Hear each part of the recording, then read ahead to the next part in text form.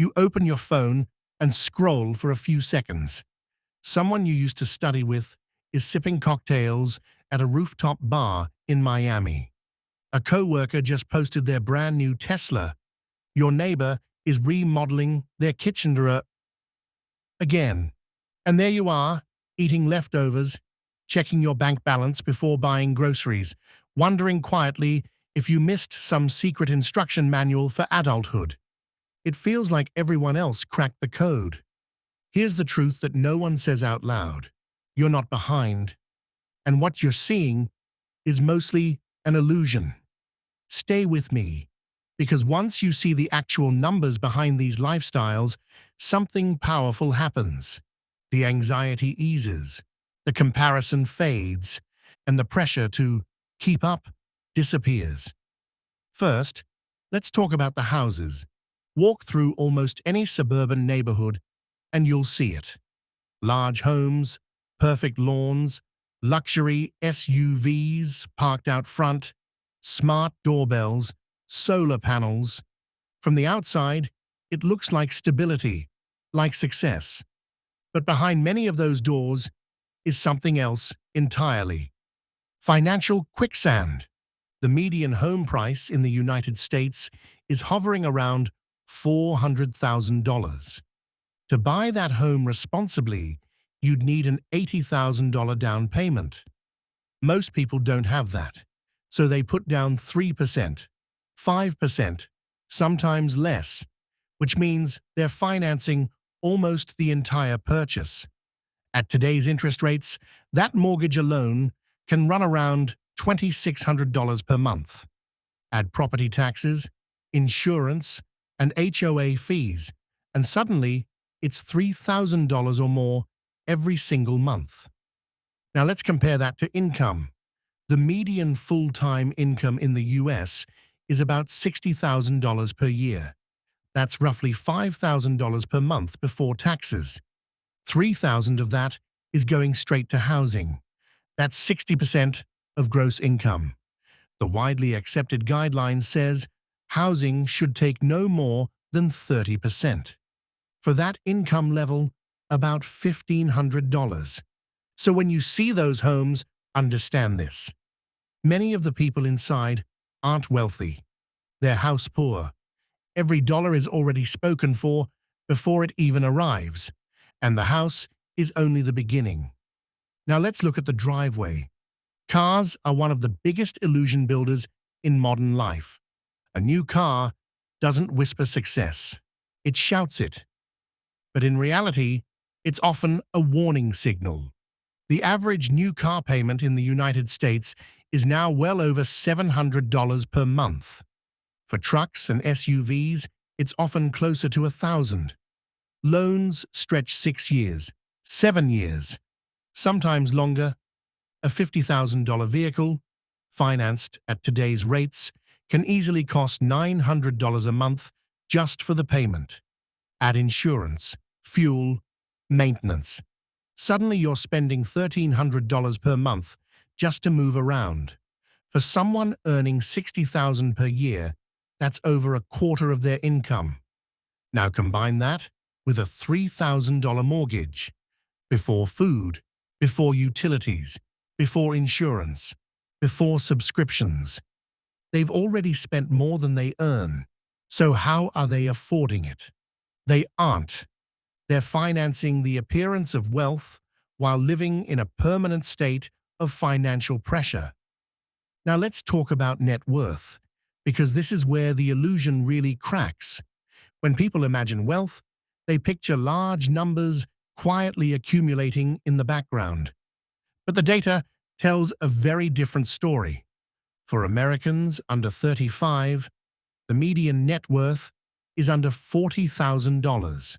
That includes everything: savings, retirement, home equity. Most people in this age group have almost nothing. Between 35 and 44, median net worth rises to around $135,000. Sounds impressive, until you realize most of that is trapped inside home equity. It's not cash. It's not liquid. You can't use it without selling or borrowing more. Even people in their peak earning years, 45 to 54, have a median net worth under $250,000. Half of Americans have less than that. The luxury lifestyle you're comparing yourself to is statistically built on leverage, not wealth. Here's another invisible factor. Living at home.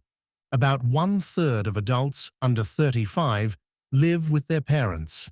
That eliminates rent, often groceries, utilities. Someone earning $45,000 while living at home can have more disposable income than someone earning $70,000 while paying rent. They can afford the car, the trips, the clothes. It looks like success, but it's simply fewer expenses. There's also parental support.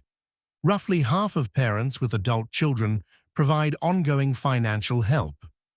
Not occasional gifts, regular assistance, car payments, insurance, rent help. That support rarely shows up online, but it absolutely shows up in lifestyle. This creates what we can call invisible income. You're comparing your entire financial reality to someone else's curated highlight reel. And that reel often hides debt, assistance, or trade-offs you never see. Now let's talk about investing. It feels like everyone is doing it. Talking about markets, portfolios, retirement accounts, but nearly 40% of adults own no stocks at all. No retirement account, no brokerage, nothing. Even among those who invest, balances are often much smaller than you'd expect. The median retirement balance for people in their 30s is under $50,000. That's progress. But it's not financial dominance, it's selection bias. The people who invest talk about it. The people who don't stay quiet. So it feels like everyone is ahead, when most people are just getting by. Even high earners aren't immune. Nearly 1 in 4 people earning over $100,000 still live paycheck to paycheck, because income and wealth are not the same thing.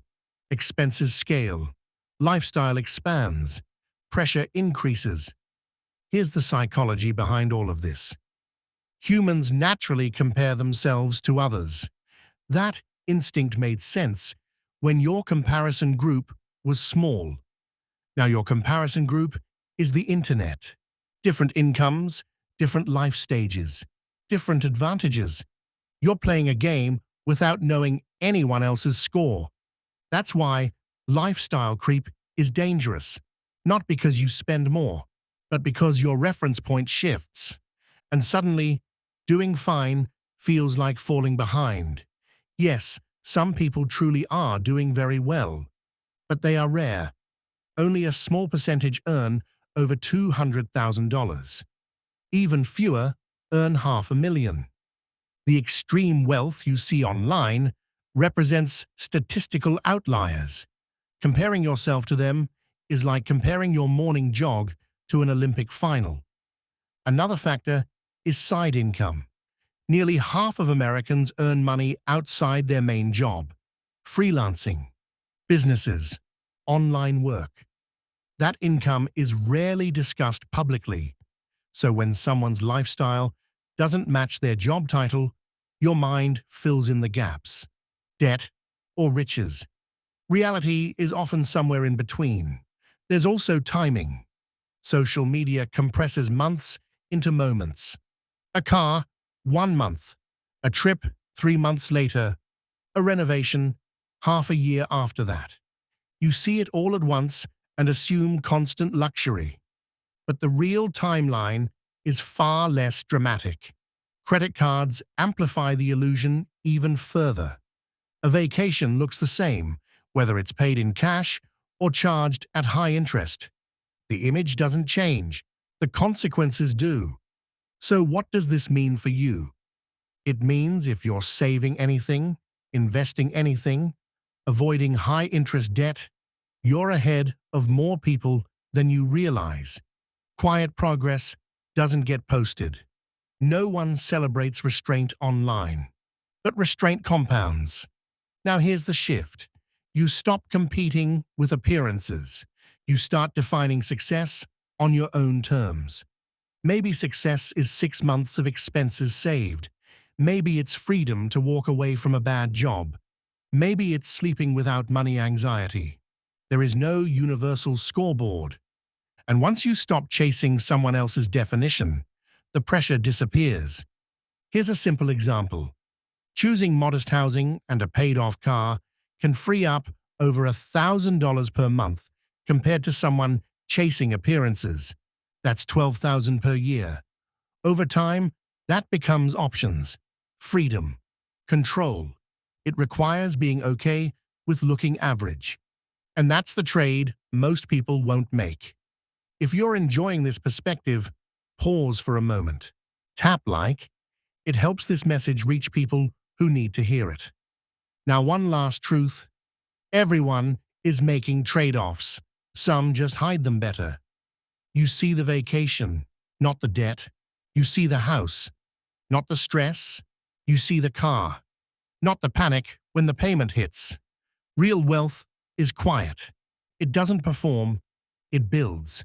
So stop measuring yourself against illusions. Measure yourself against yesterday.